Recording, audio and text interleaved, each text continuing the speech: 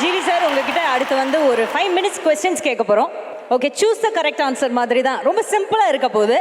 Fun கேள்விகள் தான், எல்லாம் கற்பனையே. நீங்க முதல்ல இருந்தே வில்லங்கமா தான் எல்லாரையும் கேள்வி கேட்டுட்டு இருக்கீங்க. டார்லிங் ப்ரோ, நீங்க நம்ம சரி, எங்களை பார்த்து அப்படி க்ளோஸ் ஃப்ரெண்ட் சொல்றீங்களே. ஈவென்ட் ஒன்னு பாருங்க. ஆமா, விஜய் இருக்கிறதால கொஞ்சம் ஒரு நம்பிக்கை இருக்கு. கொஞ்சம் மேட்சிங் ஏதாவது தேவைன்னா பண்ணி கொடுங்க விஜய். ஓகே, இப்போ என்னன்னா தனுஷ் சாரோட ஒரு படம் பார்ட் 2 பண்றாங்க அப்படின்னு முடிவு பண்றாங்க. இந்த படங்கள், ஆனா அந்த படத்துக்கு நீங்க தான் ஹீரோ. ஓகே, தனுஷ் சார் தான் டைரக்டர். இந்த படங்கள்ல எந்த படத்தை நீங்க சூஸ் பண்ணுவீங்க?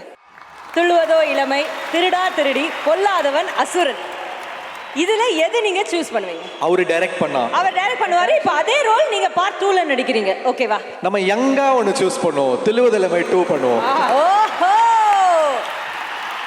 ஆக்சுவலி ராயன்ல வந்து என்னை வந்து அந்த பிரதர் கேரக்டர் பண்ண சொன்னாரு. உண்மையாகவே அதில் வந்து ஒரு பிட்ரேயல் இருந்ததுனால நான் பண்ணல. சரி, அந்த பிட்ரேயல் வந்து நம்ம அப்படி ஒரு விஷயம் கூட என் நண்பனுக்கு கொடுக்கூடாது அப்படின்னு அதை நான் பண்ண மாட்டேன். அந்த 4 பேர் லிஸ்ட்ல நான் என்னைக்குமே இருக்க மாட்டேன். சரி சார்,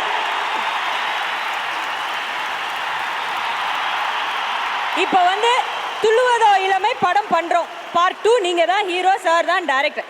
இப்போ இதுல எந்த ஹீரோயினை நீங்க சூஸ் பண்ணுவீங்க? ஆப்ஷன்ஸ் இதோ: Ana de Armas, Sydney Sweeney, Zendaya, Nithya Menen, Shalini Pandey. இதுல யாரை சூஸ் பண்ணுவீங்க?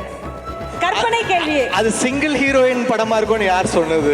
மேபி அதை நாங்க எல்லாரையுமே காஸ்ட் பண்ணுவோம். என்ன மச்சான், இப்போ துள்ளுவது இளமையில ஒரு ஹீரோயின் தான் இருப்பாங்க அப்படின்றதுக்காக ஒரு கற்பனையில பார்ட் 2ல பார்ட் 2ன்ற போது ஏன் ஒரு ஹீரோயினை நம்ம ஒர்க் பண்ணோம்? நாங்க ஒரு ஹீரோயின் தான் சார் தருவோம். கட்டுப்படி ஆகாது கம்பெனிக்கு, ஒரு ஹீரோயின் தான்.